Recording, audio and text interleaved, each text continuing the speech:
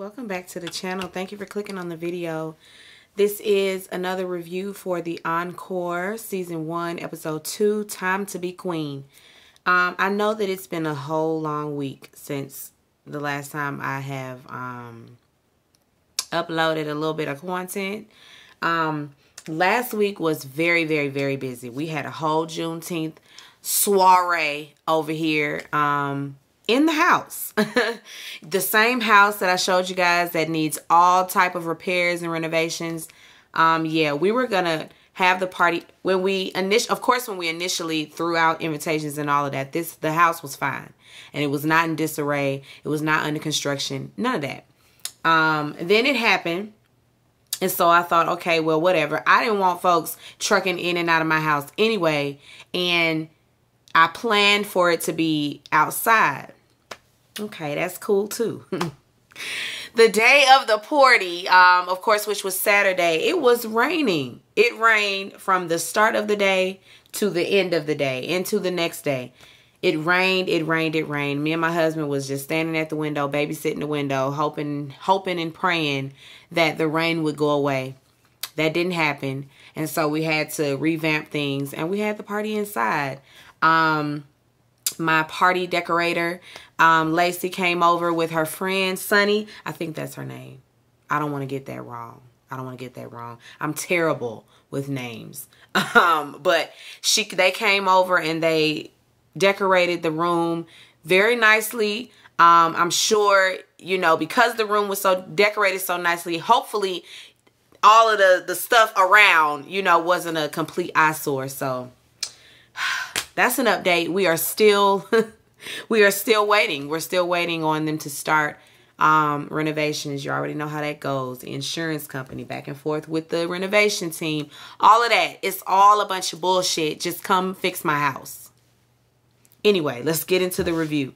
So I forgot to tell y'all the first time, and excuse my voice, I am very hoarse from the party.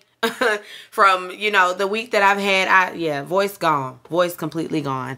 But anyway, Miss Sita from Sita's World, she is narrating, or should I say, you know, she's like the house mother. She's going to, you know, she's going to gather the girls. She's going to give them their instructions and what they're supposed to be doing.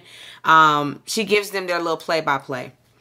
So she's narrating. She gathers all the girls together and tells them, you know, she knows that they all have opinions and differing of opinions at that. And so she's going to appoint a queen. Well, not she. They are, because they're going to vote on it. They're going to vote on a queen, and the queen is like the tiebreaker. She'll be the one that, you know, makes all the final decisions. And they're going to vote, and the queen, you know, doesn't change on to the next queen until the next one gets the crown. So we start voting. Aubrey says she gonna vote for anybody that's basically gonna do what she want. Anybody that's down to split the groups in two.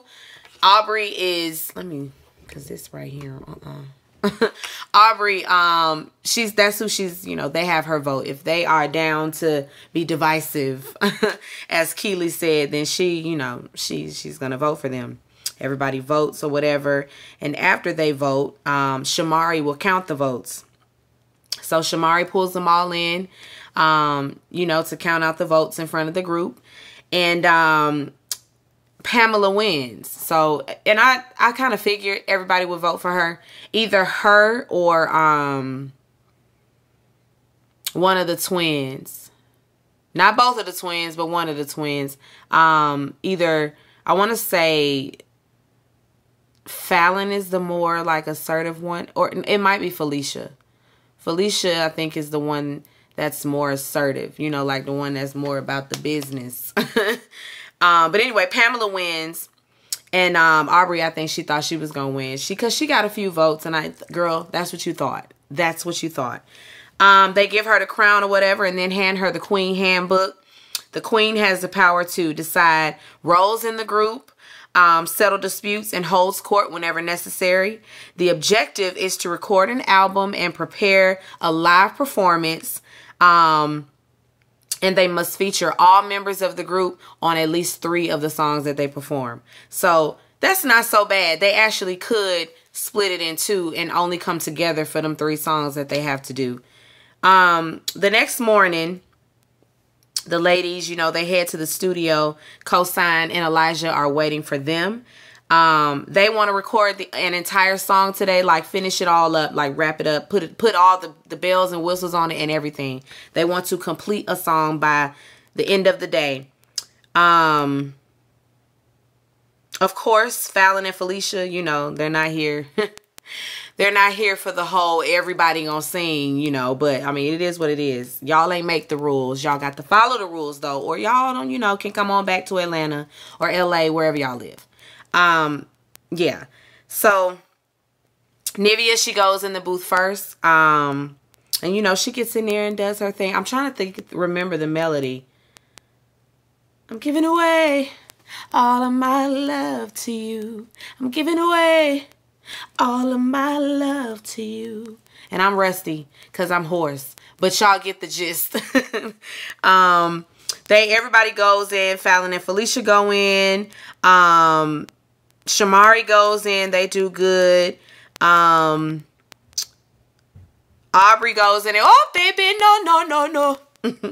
Oh, baby, no. Sing Aubrey. Aubrey, you know, she did her little ditty. It's Irish's turn, and it's just not given. So Fallon goes in, and or wasn't Felicia? It was Felicia, because Fallon and Felicia were both like, she needs a little help. Like, you got to do what you can do, you know. Like, I'm giving away. Don't try to do the way. Don't try to do the run. Just giving away. You know, come off of it. Don't try to run, because that's not your thing. So Felicia goes into the booth and is like, try to, you know, like, pronounce your words, like really enunciate your words, because it's just not coming off the way you think it's coming off. And so I'm just trying to help. You know, she gives her a few little tips or whatever. Lamisha is kind of like, okay, girl, like, I've sold way more records than you. Please. I've been here. I've been doing this. I'm true to this. So don't be trying to come give me no pointers, you know, no unsolicited advice. Although, Lamisha, you can take all the advice that you can get, especially as it relates to, you know, how you can do this whole studio thing and not feel like, you know, you're coming up short. Keely, she steps in and she gonna do I'm giving away all of my love to you. I'm giving away all of my love to you. She gonna do the, you know, the bottom note. I think Fallon and Felicia, one of them was like, oh, okay, the bottom note. Yeah, we not gonna try. She's not trying. Sidebar, Aubrey, is, you know, they're all, you know, just waiting around, and Aubrey leans back. She kind of leans back on Pamela. And Pam, you know, like, moves away. And she's quickly like, you know what? Let's just get something, you know, let's get something straight. I don't really do all that touchy-feely stuff, you know, because I don't want anything to look like something. Y'all, you know, listen, it's no secret. She was a whole stud. And she says that the Lord delivered her and that she is not about that life no more. And she does not want to be portraying anything that she not. Or, excuse me, she doesn't want to be perceived that way. So, yeah, I don't do the whole hugging. We're not going to lean on my legs. Like, we're not going to paint the picture. And everybody looking around like, girl, what? Now, why you volunteering all that information? Because we ain't asked you all that. A simple, you know what, I don't really do the whole, you know, people in my personal space type of thing. You know, it's no disrespect. You know, COVID is going around. You know, she could have blamed it on COVID. But throwing it out there, it makes it look like, girl, did you get a little moist in between your legs a little bit when she leaned back on you? Or like, what was that? What was that? Because it wasn't necessary. It just wasn't necessary. But okay. Okay, you know, speak up for yourself if you feel like you need to. But I don't think that Aubrey was trying to put you in a compromising situation, you know, like she just leaned back on you. You know, we're all in a girl group. We're all just, you know how the folks do, you know, and sometimes white people, you know, they don't really get the whole personal space thing, you know. And so she ain't mean no harm. She ain't mean no harm. The next morning, Nivea, oh no, excuse me. Pam goes and tells Shamari and Nivea the same thing. You know, she's like, I think I might have said too much. And she tells them what went down. And they're like, oh, no. You know, Shamari is bisexual herself. Well, excuse me, she called it bi-curious. And so, yeah, she don't mind dabbling either. Nivea, I'm sure... I'm sure Nivea has got, now she gives me the type. But, you know, they made her feel good, you know, about speaking up for herself. And, you know, don't worry about it. If they took it the wrong way, that's on them. But you spoke your truth, and that's all you can do. The next morning, Nivea, Keely, and Lamisha are in the kitchen, and Keely, you know, she doesn't want to be in the group, and she keeps pressing it. I don't really want to be in the group. I don't want to sing, you know, I want to do that. But she did sing, and they're all like, girl, you stepped into the booth yesterday. So if you in, you in. If you out, get out. But you're not going to be saying you're not a part of the group and then be in here laying down vocals. No, we're not doing that. So pick one, okay? Pick one. She's talking about she there for the morale. No, girl, you there to be messy. You there to carry the bone. Okay. I see you. We see each other. The ladies are having wine tonight. You know, everybody is pouring up. Felicia pulls Keely to the side and tells her how she feels about Irish and Lamisha. You know, she's just like, listen, they're just not giving. They are not up to standard. And I don't know how we're going to get them up to standard. They were basically like some people. And then, you know, Keely was kind of like pulling, you know, leading the conversation. Leading the whole little shady conversation. She's not really saying a whole lot. Mainly letting Felicia say what she want to say, but she's leading her. She's leading her. And the whole time, Lamisha is like standing on the other side of the wall, listening in on the whole thing. So she's basically listening to them talk about her and her sister and how her and her sister are washed. And they probably shouldn't be here if they can't get it together. Basically, Felicia is just like, or was it Fallon? Yes, Felicia. Basically, Felicia is like, you know, you got to know where your strengths are and where your weaknesses are. Like, if you're not the best dancer, why waste time on that? Let's perfect what you can do, you know? And when it comes to the vocals, because they're so rusty, it's like, how do we work with that? How do we work with that? But there's a way. You know, we just not about to throw the people away. Like, they got the same call sheet as you. And so they deserve to be here, just like y'all deserve to be here. Fallon and Felicia are very headstrong when it comes to this. You know, this is their lane. This is what they do. They are currently writing music. They are currently, you know, in the studio laying down vocals, you know, that sort of thing, reference tracks, whatever. They're currently doing all of that. And so to them, it's like, time is money. Let's not waste time. Let's get to it. I'm here to make music, you know, not make friends. I'm here to make music and TV, because the shade that they give is good TV. But they're gonna have to be a little bit more patient with the older women in the group, because yeah, it's been a while, you know, it's been a while. Like, give them some time to work it out. But they do need to find them something to do. Like, maybe Lamisha and Irish could be creative directors, you know, like, what were your strengths when you were in your group? I mean, because the vocals wasn't it. We know Mila was doing the vocals. So, I mean, what else? What else you got? What else you got? Don't run around. Don't walk around the house moping and crying and woe is me. But let's step it up, okay? Let's step it up, because they ain't lying on y'all. They are not lying. Y'all are not up to par. So, we're going to have to get there eventually.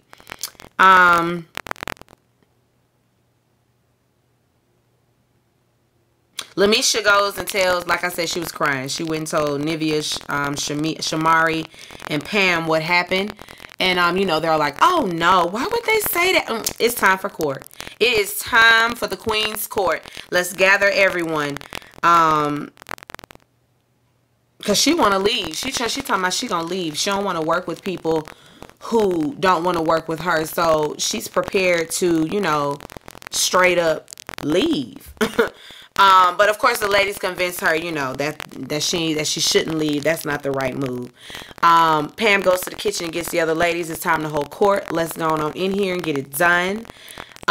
When Pam sits down, she's kind of doing the whole pleasantries. And Lamesha's like, can we just get to the meat and the potatoes? Twins, I don't like what y'all said. I heard what y'all said. What's up with what y'all said? And Fallon, was it Fallon or yeah, Fallon is just like, listen, don't do that.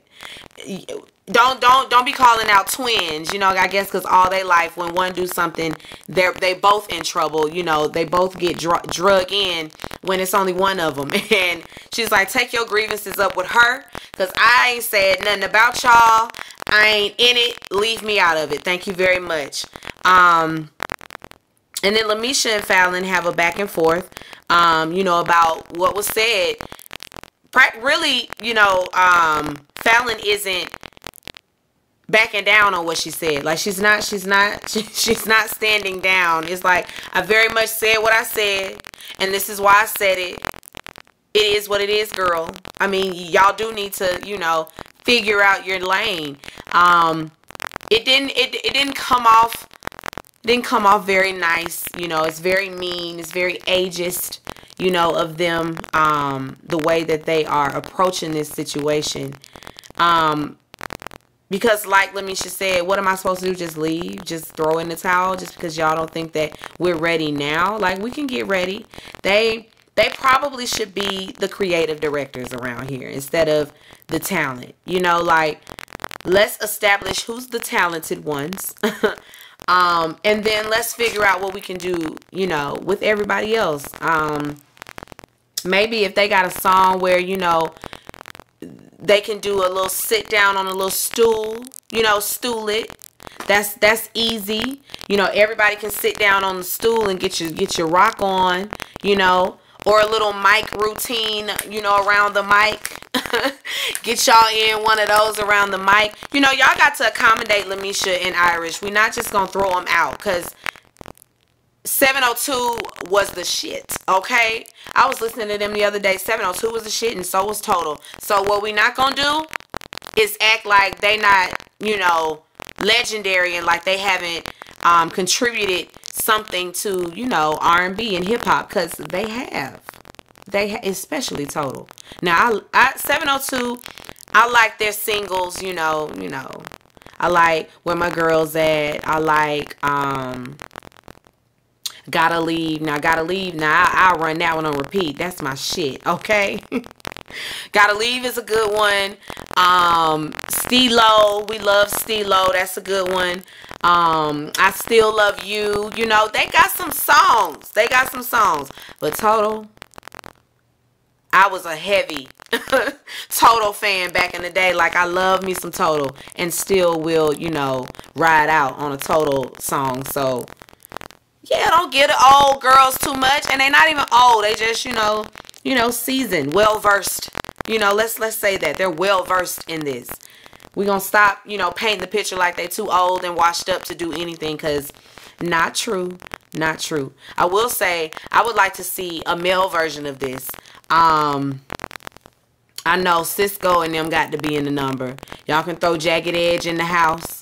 Can y'all find Romeo, Marcus Houston, them? Throw them in there too. B2K. Oh, B2K back on tour, so you know they would probably be the ones acting like, you know, acting all prima donna, more pre than Donna. My old choir director used to say that. May she rest in peace. I miss Doc. Anyway, I really went off on a tangent. Let me get back. They have that back and forth or whatever, and then it starts to turn into a little gang up situation. After Keely decides to step in. Keely, can I speak? And then when she takes her chance to speak, she throws Fallon and Felicia under the bus, and then makes it seem like, you know, she's not been the one, you know, being the puppet master, running around, you know, making people mad at one another. One of the twins calls her out on that and is just like, why are you here? Why is she here, Ike? Why is she here? All you do is stir the pot. Why are you here? Let me know. What you gonna do? Are you going to sing? Are you going to be in the group? What are you giving? And, you know, then it turns into another situation. Aubrey chimes in. And then she and Keely are having a back and forth. Keely also directs her frustration at Pam. And I know I done got off the notes now, but I'm going off of memory. But she gets into it with Pam because she tells Pam she ain't finna be down with the homophobic shit. And Pam's comment was very homophobic. She's bisexual. Yes, she's married to a man, but she's bisexual, and like she took offense. She's triggered. And girl, you reaching. Pam ain't nobody's homophobic. How? When she was a whole lesbian. Now, is she very churchy and very religious now? Yes. And so that means that she does believe she's been delivered from her, you know, homosexuality. Whether you think that can happen or not, that's what she believes in her heart of hearts. And we gonna let her believe that. This is what she feels like is a struggle for her. And she doesn't want to like women anymore. And so she's going to, you know, work as hard as she can to stay out of, of in between women's legs. Pam is trying her best, okay? Pam says, do not tempt me with you leaning on my leg, okay? Because by the end of the night, I may feel like I need to come knocking on your door. So unless you want me knocking on your door and busting out your walls with this strap, I suggest you not lean on my knee, okay? Because Pam is working on herself, and she's trying. And listen, and I want that for Pam. If Pam doesn't want to like women no more, she doesn't want that urge anymore. She wants the taste out of her mouth, pun intended. Then I want that for her too. So yeah, y'all respect that. Respect Pam and her wishes to not touch her. Don't touch her. Don't hug her. Don't kiss her on the cheek. Don't do it. Don't do it. No late night conversations. You know, respect Pam's boundaries because she's been delivered and she wants to stay that way. When they have the back and forth, I think Felicia. I can't remember. But anyway, the next morning, Aubrey, she made vision boards for everybody. And, you know, the twins are happy somebody is stepping up and doing something creatively. Because this is what a creative director does. You know, what is the vision for the group? And so she's, you know, done that for them. She's trying to take Keely's spot. She is coming for Keely's creative director title.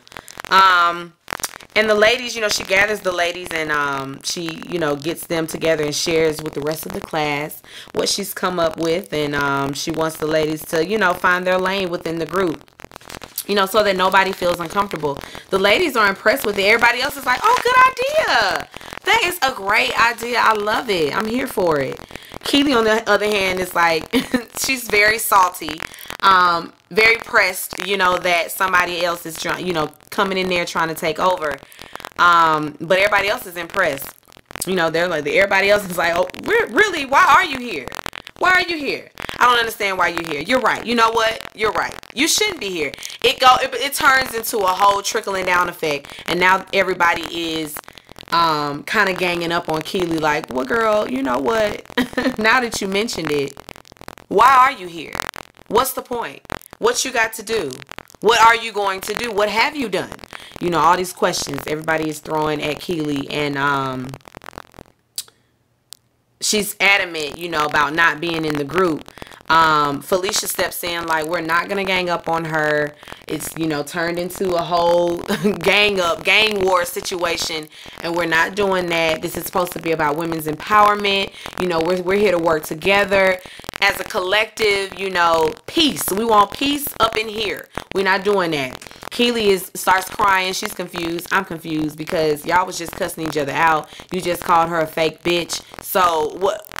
You flip-flopping now, Felicia? Okay.